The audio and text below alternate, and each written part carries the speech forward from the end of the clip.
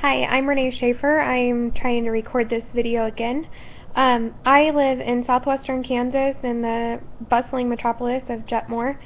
I've spent the past 2 years in education working at Sacred Heart Cathedral School in Dodge City as a middle school language arts teacher. I've been through the transition to teaching program and am now working on my Master of Science in Education. This is one of my last classes to take. I have taught grades 6th through 8th language arts, and this past spring I sought employment elsewhere and will be teaching at Nest City Middle School and High School next year, everything from 7th grade reading and 8th grade writing up to Comp 1 and 2 at the senior level, which should be interesting. My husband and I live out here, and we've been married for about 2.5 years now. I'm kind of displaced from my home in eastern Kansas, and I guess in my spare time, although I don't have much, I enjoy reading and running and writing. I am a blogger. So this assignment wants us to talk about technology strengths and weaknesses. I would say that one of my strengths within technology is definitely that I'm not afraid to use it.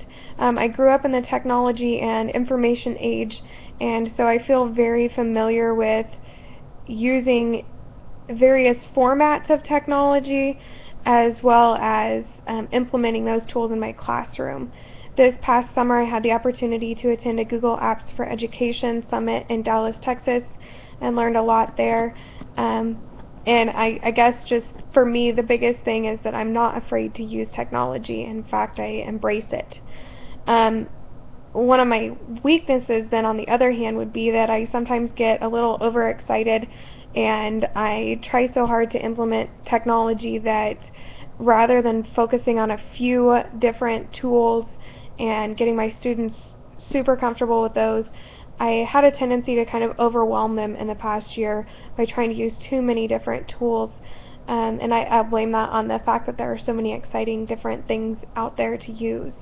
I feel very comfortable with Microsoft operating systems as well as Apple. I've been using a Chromebook for the past year, and thanks to the conference that I went to last summer, I feel pretty adept in my abilities there. I am a little bit concerned about working at Nest City because I'm moving from using a 1-to-1 Chromebook ratio to using iPads, and that's something that I don't feel like I've had enough training on.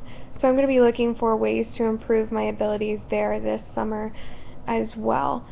One of the things that I've worked on in the past year or so has been to kind of take my natural leadership abilities and gear that positively toward increasing the quality of technology that's used at the school that I was at last year. I taught, I delivered training on Chromebooks and applications and how to use those in the classroom at 2 in-services this past year, and I felt really great about the impact that that had on the colleagues that I was working with.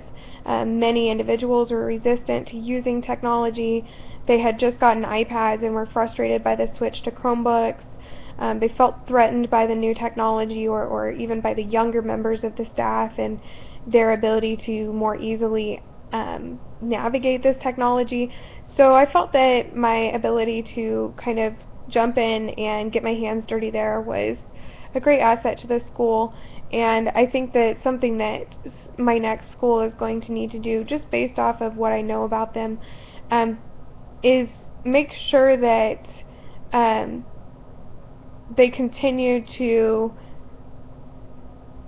take the technology that they have and build upon it, rather than get complacent with, oh, we use this technology and we have it. I think one of the things that they'll really need to focus on is frequently working to improve upon the technology that they do have, and that's just based on my own limited knowledge of how my new school is functioning already. So I'm excited to take this course and learn about some different ways to implement technology in my classroom.